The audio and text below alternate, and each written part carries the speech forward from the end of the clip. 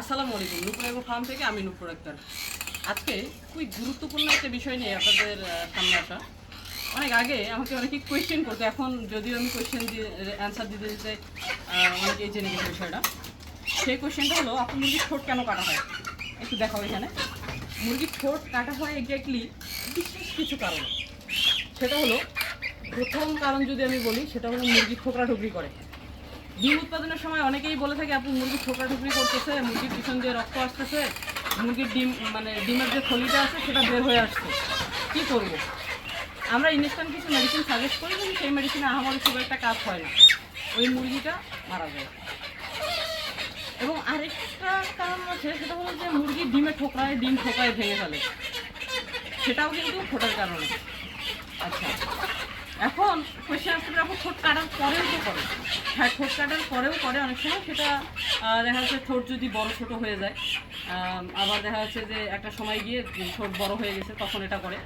আবার আলোর কারণে কিন্তু, যখন একটা মুরগি অতিরিক্ত আলো পাবে, তখন কিন্তু এই মুরগিটা কী হবে, তারা একটা স্টেজে চলে যাবে, তাদের মেজাজ খিটখিটে থাকে, তারা কিন্তু তখন ঠোকরাঠুকরি করে। আর প্রথমের দিকে এগুলো ঠোকরাঠুকরি না করে, সেই কারণে আমরা ঠোঁটটা কেটে দিই। বেসিক্যালি আমি নিজেও ঠোঁট কাটতাম, কিন্তু এবার আমরা টেকনিশিয়ান যারা কাটতেছি, আমার একটু ব্যাক পেইনের কারণে আমার নিজে করতে একটু সমস্যা হয়। তো টেকনিশিয়ান দ্বারা ঠোঁট কাটার আরেকটা মূল উদ্দেশ্য হলো যে অনারই হাতে ঠোঁট না কাটাই ভালো। টেকনিশিয়ানের মাধ্যমে ঠোঁট কাটলে কী হয়, তারা কিন্তু এক্সপার্ট এই বিষয়টাতে। তারা দুটো ঠোঁট, নিচের ঠোঁটটা এবং উপরের ঠোঁটটা সমানভাবে কেটে দেয়। এক্ষেত্রে মুরগির খাদ্য গ্রহণের সুবিধা হয়, মুরগি স্ট্রেস থেকে রক্ষা পায়, এবং মুরগি কিন্তু খাবার ছিটায় না, মুরগি একে অপরের পিছনে ঠোকরায় না, তাদের একটা কিন্তু রেস্ট হয় এই টাইমটাতে। ওকে, সবচেয়ে ইম্পর্টেন্ট আরেকটা পয়েন্ট কী জানেন, আমরা এই মুরগিগুলোকে যখন ঠোঁট কাটাই, ঠোঁট কাটার পরে এদের শরীরে ঠিক এত পরিমাণে ধকল আসে যে তাদের রানীক্ষেত অ্যাটাক করে, বা রানীক্ষেতের টাইটার কমে যায়। এই রানীক্ষেতের টাইটারটা যেন ঠিক থাকে, এই জন্য আমরা ঠোঁট কাটার আগেই তাদেরকে রানীক্ষেত ভ্যাকসিন করে দিই। ঠোঁট কাটার আগেই কিন্তু আমরা তাদের রানীক্ষেত ভ্যাকসিন করে দিই, যেন টাইটারটা নিচে নেমে না আসে, বা টাইটার নেমে যেন মুরগি রানীক্ষেতে অ্যাটাক না করে।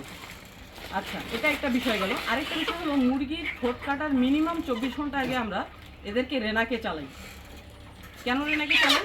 এদের শরীরে রক্তটার জন্য জমাট বাঁধে, ঠোঁট কাটার সময় যেন অতিরিক্ত রক্তপাতে মুরগির মৃত্যু না ঘটে। এবং এই যে ঠোঁট কাটতেছি এখন, আমরা ঠোঁট কাটার পরেও কিন্তু আমরা তাদের প্রায় মোটামুটি 12 থেকে 24 ঘন্টা আমরা আবার রেনাকে চালাবো। সেই সাথে আমরা অ্যান্টিবায়োটিক, যেমন আমি অ্যান্টিবায়োটিক চালাই ফ্লুক্লোক্সাসিন গ্রুপের, এটা মানুষের একটা ওষুধ পাওয়া যায়, লাগবে না, এই মেডিসিনগুলো পাওয়া যায়, এই মেডিসিনগুলোও কিন্তু আমি দেই। আবার রেনাসি দেই, অর্থাৎ ভিটামিন সি, সেটা মুরগির যে ঠোঁট শুকানোর জন্য কাজে লাগে। আবার সেই সাথে আমি মুরগির ব্যথা হয়, কিন্তু প্রচণ্ড ব্যথা হয়, যেহেতু ঠোঁট কাটা হয়, একটা মাংস সহ ঠোঁট কাটা হয়, ওই ঠোঁট কাটার সময় যে ব্যথাটা আছে, এই ব্যথা রোধের জন্য আমি প্রথমে দেখা যাচ্ছে 24 ঘন্টা PK5টা চালাই। PK5 500 mg, সেটা 10 লিটার পানিতে দেই। PK5 চালাই 24 ঘন্টার মধ্যে। এরপরে কিন্তু আমি চালাই নাপা সিরাপটা, মানুষের যে নাপা সিরাপ, সেটা চালাই। এই মেডিসিনগুলো চালালে কিন্তু অলমোস্ট মুরগির ঠোঁট শুকায় যায়। এটা 5 থেকে 7 দিন মুরগির বডির কন্ডিশনের উপর। সেই সাথে এই সময় আপনারা অবশ্যই মুরগিকে 24 আওয়ার খাদ্য লাগাই রাখবেন, খাদ্য এবং পানি। মনে রাখবেন, এই সময় মুরগি খাদ্য এবং পানি খুব কম গ্রহণ করবে। আর আপনি যদি তার উপর আবার খাবার পানি কম দেন, বা নিয়ম মাফিক বললেন যে না আজকে তো 5 কেজি খাবার খাবে, তো 5 কেজির উপর 6 কেজি দিব না, এটা কিন্তু করা যাবে না। মুরগিকে খাবার লাগাই রাখতে হবে, যেন তারা তাদের প্রয়োজন মাফিক খাবারটা গ্রহণ করতে পারে। এটা একটা বিষয়। আরেকটা বিষয় হচ্ছে, মুরগির পানির ক্ষেত্রেও সেম ঘটনা। এটা মুরগি দেখা যাচ্ছে যতদিন ঠিকঠাক একটা ওজনে চলে না আসে, বা মুরগির সব কিছু ঠিকঠাক না হয়, মুরগি যতদিন ঠোঁট না শুকায়, ততদিন এই কাজটা কিন্তু করতে হবে। এটার বিকল্প কিন্তু কিছুই নাই। আপনাদের খাবার এবং পানি এই সময় 24 ঘন্টা লাগাই রাখতে হবে। এই সময়টার জন্য অন্ততপক্ষে নিয়মগুলো একটু দূরে সরাই রাখতে হবে, তা না হলে আপনি কিন্তু এই মুরগির গ্রোথ বা ওয়েট পরবর্তীতে আর নিয়ে আসতে পারবেন না। তো ধন্যবাদ সবাইকে। আসলে আজকের মতো এই পর্যন্তই। অনেক তথ্যই দেওয়ার আছে, সব তথ্যটা এক ভিডিওতে দেওয়া যায় না, ভিডিও লং হয়ে গেলে আপনারা আবার দেখতেও চান না।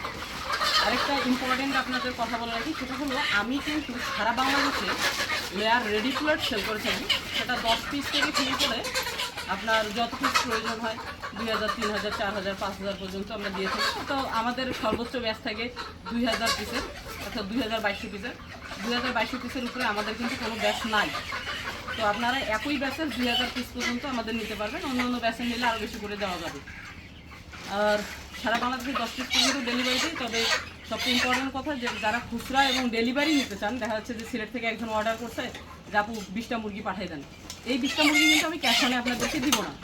এটাকে আমার ব্যাঙ্ক অ্যাকাউন্ট নাম্বার বা বিকাশে আপনাদেরকে পেমেন্ট করে তারপরে নিতে হবে। আর আরেকটা বিষয় হলো, সেটা হলো যারা সরাসরি খামারে এসে নিতে চান, তারা গাড়ি লোড দেবেন, টাকা বোঝাই দেবেন, মাল নিয়ে যাবেন। বিষয়টা কিন্তু এমনটাই হয়। যেহেতু এটা লাইভ প্রোডাক্ট, লাইভ স্টক কিন্তু ক্যাশ অন ডেলিভারিতে হয় না, এটা আপনারা অনেকেই জানেন। আশা করি এই বিষয়টা খেয়াল রাখবেন। ধন্যবাদ সবাইকে, ভালো থাকবেন, সুস্থ থাকবেন। আল্লাহ হাফেজ, আসসালামু আলাইকুম।